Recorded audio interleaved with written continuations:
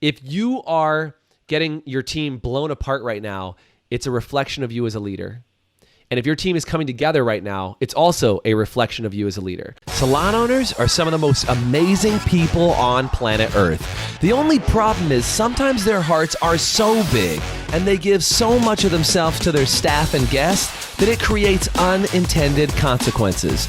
Our goal is to change the industry by elevating the way the rest of the world sees salons, spas, and barbershops and give it the credibility that it truly deserves. This is the Salon Owner Evo Revo Show.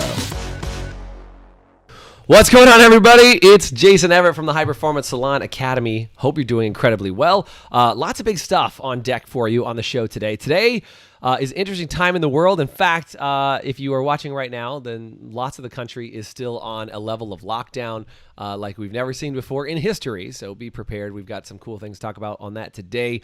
And I say cool things as in how to figure it out. You know, for a lot of salon owners all over the country, they're trying to decide, should we open or should we not open? That is the question today. And Doug and I are going to spend some time answering that and figuring out what you should do for not just salons, but really for any business, man. So Doug, good to see you today. Excited to be on with you and to be talking about this because it's getting serious.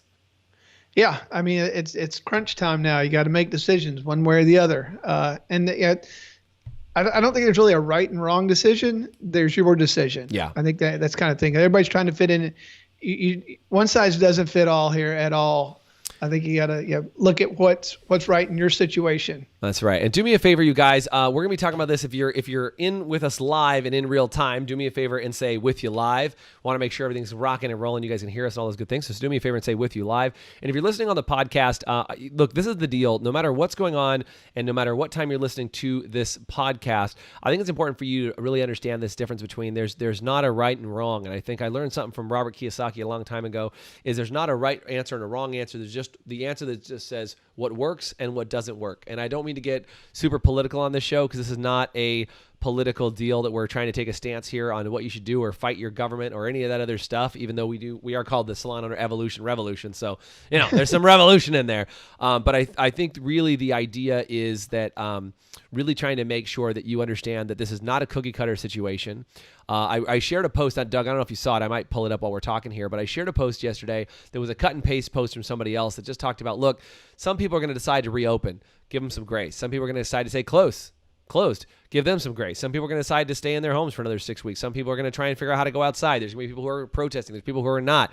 And I think no matter what is going on, I think the important thing is you figure out how to give them some grace. And I think in this situation now more than ever, it's super important that we're kind to those that are around us because there's not an easy answer here.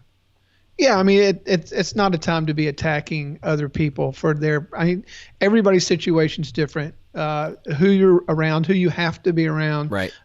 Who you're supporting, what your finances are. Everybody's situation is just different. I think we should empower people to be able to make the right decision for them, their family, their team, and as a team and as a fan, you need to own it so that everybody feels good about it. Yeah. I just don't think there's not really a good place for, in either camp, any of the 3 or 4 camps that are out there, to be throwing rocks at the other one's not really. Yeah, it's not going to help anything. No, information. Just get information to make your best decision based on because that's the other thing. I mean, things are so different from state to state. Yeah, that's right. I mean, Doug's in Florida, I'm in California, and our regulations are completely different. And you got to know, I think one of the biggest problems that I see, Doug, is never before in history have we been able to talk so well across the country and internationally. And people are spouting off about numbers or stats or whatever state by state. And so people in New York are having very different experience than people in California and different in Florida. And everybody's talking about it like they're next door neighbors, even though that's not really the case. Some states are having totally different experiences. Yeah, there was a county in Iowa, I think, that's had 0 cases. Right. So, I mean, it's just different. That's what I say. You can't say one size fits all and everybody must do the same thing. Yeah. That's just not where, especially a country our size. Yeah, and I think we have people in our High Performance Salon Academy. We have people that we have salons that are still there's like 5 or 6 states that have never closed. Again, a lot of them are smaller states that have less population, less of a dense populations. They've not had no issues. They've just or had very limited issues. And I was just on the phone with a friend of mine, and again, the closest COVID scenario that's affected me personally has been that I just got off the phone with a guy who was helping us actually set up this podcast, who told me that one of his best friends just passed away this week because of COVID-19. And I think that, for some people, you're very far from it. Other people are really close to it. And again, no right or wrong. But today on the show, we're going to be talking about, should you open, should you not open, and is there an easy answer? First of all, I just want to say there's not an easy answer. You got to make these decisions for yourself. And I know, again, there's a firestorm of people commenting. But I want to know, if you own a salon and you're watching the podcast, do me a favor and say owner. And do me a favor, if you're going to open as soon as you can, do me a favor and say open. Or if you're going to stay closed, say stay closed. Because look, Georgia reopened this last week. On Friday, Georgia reopened, and some of our extended family and extended friends went ahead and reopened, and they said they opened at a limited capacity. They went through all the proper steps, and they did what we talked about on our last podcast episode. And now other states are starting to follow suit. They're starting to put these reopen plans together. California, I think, is at the end of that, somewhere with New York. We're on the lockdown, even though in California, our cases are super low. I mean, we've had very, very limited cases, even in the county that I'm in, but we're on the same type of plan as New York. And I think it's just really important for you guys to know, just like our coaching, we don't do one-size cookie-cutter scenarios. And Doug, I mean, we have people in the academy that are planning to open, and we have people in the academy that are planning not to open. And I think one other thing we're going to talk about today, if we have enough time in the next 5-10 minutes here, is should you bring your employees back off of unemployment? Because I think this is another big question. If that's a question you have, do me a favor and type in. Let's see. And by the way, if you're a guest of a salon, do me a favor and say guest and say, would you go to the salon if it was open right now, or would you avoid the salon if it's open right now? I want to know. I have a lot of friends that watch this podcast that are not salon owners that are trying to figure this out. Yeah, Eric said, I'm a customer. I want my salon to open. I want to get my hair cut. Eric's in the same county that I am. Yeah, so Eric's on here. He's like, I want to get a cut. Now, again, here's the thing, though. I want you to know, Eric and I are in Placer County in Northern California. The scenario in Placer County is very different than the scenario in New York, so be aware if you're arguing in the comments with how dare you do this, your county might have a very different reaction and response to what's going on here, right? So, Doug, let's talk about this, about how do you make the call? What do you do? What would you weigh out as a salon owner? Yeah, I mean, like I said, I think you've got to get to the point where you're looking at what's right for us. Because just because if you open up, it doesn't mean all of your employees have to come back to work. If you got people that are uncomfortable, or that we have an employee that takes care of her elderly mother. So that wouldn't be a good idea for her to be putting herself in a public setting like that. Of course, we're going to do all the precautions that we're supposed to do whenever we're allowed to. We're going to open with all the proper precautions. And just like customers do not have to go. No one's forcing anybody to do anything. I think that's something we need to remember. Just because somebody opens up, does it force anybody to work there? Does it force anybody to come there? But for the people that do want to work, and for the people that do want to get their hair done, then that's an option for them. I think it's one thing we need to remember in this very diverse country that we have, is that it's a country where we have choices. And you have choice where to live and what rules you want to live under and all that good stuff. So like I said, just having respect for people. Being open doesn't force anyone to maybe some people open and no one will show up. Yeah. Then you'll know that was probably the wrong decision.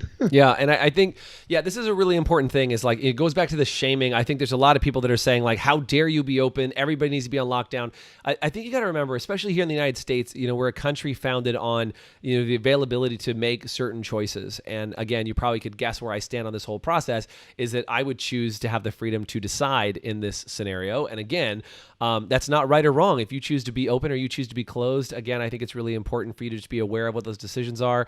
And just know too, the other thing I want to say that I guess is slightly political on here is that look, politicians have an agenda, which is to be reelected. Can I just say that for what it's worth, just in a neutral scenario, is that politicians want to get reelected.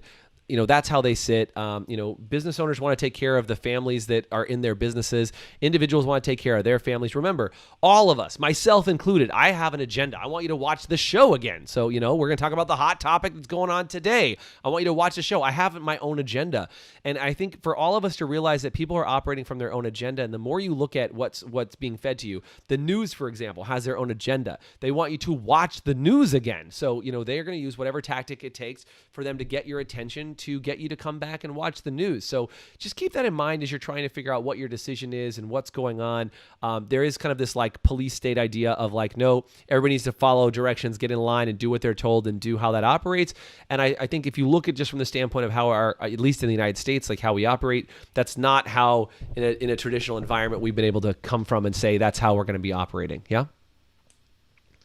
Yeah, I think one of the things, reading through some of the comments, people talking about how much more expensive it's going to be to open because of having to have all the safety precautions and all that stuff, it is. So hopefully you've been able to look at your business model and restructure some things during this time. But even that, if everything was the same, I don't think there's a problem with charging, especially if you're required by your local government to have pretty expensive things. Put a safety charge on the ticket. I think that's totally reasonable.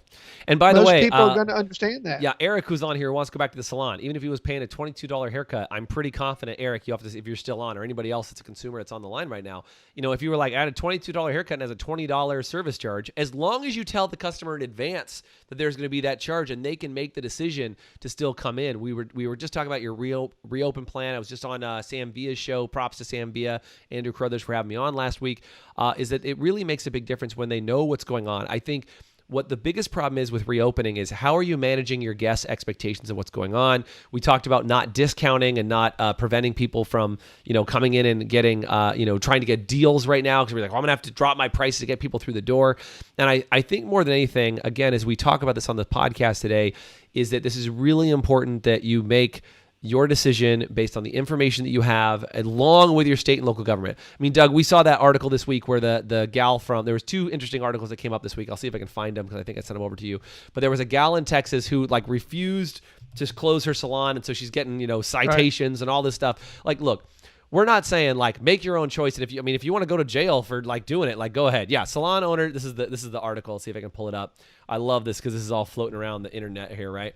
Let's see if I can pull it up, Doug, as we're talking. Yeah. So this gal, right, it says salon owners rips up citation, defies order to remain closed. I'm not paying this. And basically I read through the article and it says I can't make money without being open. So therefore I'm going to be open. I don't think that's a smart move. I don't think it's a smart move, but hey, she gets to make her choice and to figure out how she wants to operate in that and where she wants to be, because at the end of the day, there will be a consequence for that of her, remaining open, and there may be financial consequences or not to her on there, but that's an important thing to just be aware of. Doug, anything you want to say about people just kind of making those type of choices going against local regulations or laws in that framework? Well, again, I would say, that's her choice. That's the statement she feels like she wants to make. If it's a bigger play that she's doing, I don't know. Maybe she's trying to get some big press for her salon. Who knows? Right. So, those are all decisions you got to make if that's what she wants to do. But she's obviously going to live with the consequences of it. That's the thing with making your own choices is you get to own the consequences. She'll own those consequences. So you got to decide for yourself. Do you want to go through that? Is that what? If you do, okay. Right. But just accept. I think that's the thing is people just. You do certain actions, there's going to be consequences, whether they're good consequences or bad consequences. And you just need to think through those and own them. It's one of the things we talk about, risk versus reward. I was going to say, spot on. Yeah. Most of the time, people never sit down to actually analyze the risk. Really, so risk, so everybody's clear, because most people get confused on this one, is it something you're willing to lose? Not something you're kind of sort of wanting to put up there and maybe kind of sort of possibly get dinged, but something like maybe she's willing to lose her freedom for a period of time, willing to lose $1,000 in a fine. Mm-hmm. If she's fine with that and she's thought about that through, then more power to her. Now, if she hasn't thought through it and she gets all upset because they actually throw her in jail, well, hey, that was the risk you took. You knew. That's the risk you took. You knew that citation or that reward, right. And you open up, someone may get sick or they but that's you got to be able to think through the risk you're taking and be okay with that. That way you reduce future upset. which is a powerful thing in your life if you can learn to do that and really analyze, am I willing to lose? No, okay, no, then I'm going to back up. Right. And I think this kind of gets to the last topic we want to get into today on the podcast is about getting your employees come back to work, especially the United States. And by the way, I see Richard on. Good to see you, Richard. He does some training for people in Australia and the UK and does a lot of work as well. He said, I see salon owners fighting with each other. So thank you, Richard, for just dropping that comment out there. And I think, this also goes to the last topic I want to get to, Doug, which is, bringing your employees back to work. In the U.S. specifically, there are salons that their employees are making more money on unemployment than they are not. And I think this is the exact same point on this risk versus reward idea, right? Is that, you have salon employees, you got to say, look, I've got a long-term job for you here. Are you willing to take a risk that you're going to stay on unemployment until your unemployment runs out because you can make more money? Or do you want the risk or reward of getting brought on as an employee and staying with us? I know a lot of people in our academy, Doug, are asking that question. How do I get my employees to come back to work when they don't want to? Well, that's the thing. You have to have the conversation and see what you want. And then you put it out there. It's like, look, if you're moving forward and you're going to be hiring everybody back, you let them know. And somebody says, well, no, I want to stay on unemployment. Say, well, that's your choice. I understand if you've got fears or you're concerned or whatever your reasons may be. But as a company, I'm ready to move forward. I'm ready to move forward with my team. So the ones that want to move forward, we're moving forward. I can't promise you there's going to be something here whenever you get to the point that you're wanting to move forward. And tell you one thing that not a lot of people have talked about is people need to be very careful on unemployment and that type of thing when it comes to depression, because it will sneak up and grab a hold of you and could destroy the next 5 to 10 years of your life.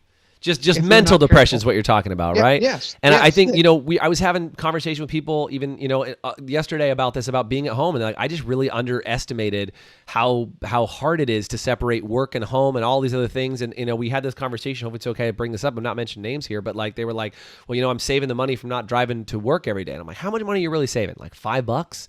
It's like, look, saving money is one thing. What is your mental health worth? What is your mental sanity worth? What is that worth? Because a lot of times you might say, but I'm making more money because I don't have expenses to go to work, but I'm making more money on unemployment. But look, getting back to work is one of the best things you can do mentally and emotionally to get this whole show moving again and really get back in that framework. And just remember, there's no future in being unemployed. That's right. And that's not a long-term plan. Right. But it will deteriorate everything you've got going on. And remember that decision's getting made out of fear. The question is it a fear decision or is it an abundance decision? Is it a love decision? And when they're saying, but I'm scared and I'm worried, it probably means, and I'm going to leave you guys on this last thought, is that if you're getting feedback and your team is blowing, and I'm sorry to drop this bomb and then turn the show off, but if you are getting your team blown apart right now, it's a reflection of you as a leader. And if your team is coming together right now, it's also a reflection of you as a leader. And what I just want to drop out for you guys is the final thought here on the show. And Doug, if you want to weigh on this, go ahead. But the idea is that if you look in the mirror and say, look, as a leader, do I want to be a victor or do I want to be a victim in this scenario? And a victor says, I'm going to figure out what's going on and make it right and get my team back together and huddle together and learn what I need to do as a leader, versus a victim said, there's nothing I can do. And I want you to look at what you can do and become a victor through this whole process. Doug, you want to weigh in on that, man? I think the only thing that you can do is the only choice you have is yourself. You can't change other people. You can't force people to behave the way you want them to behave. You've got to make the right decisions. You'll know in your gut if it's the right decision.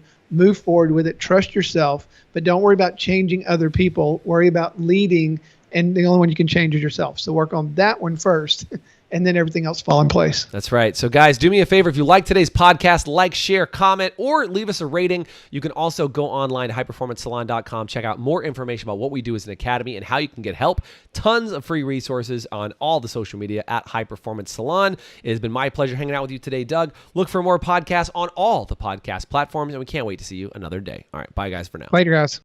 Thanks for listening to the Evo Revo podcast. If you liked today's episode, please subscribe, leave us a review, and you can always get more information, including show notes and the video episodes at evorevopodcast.com.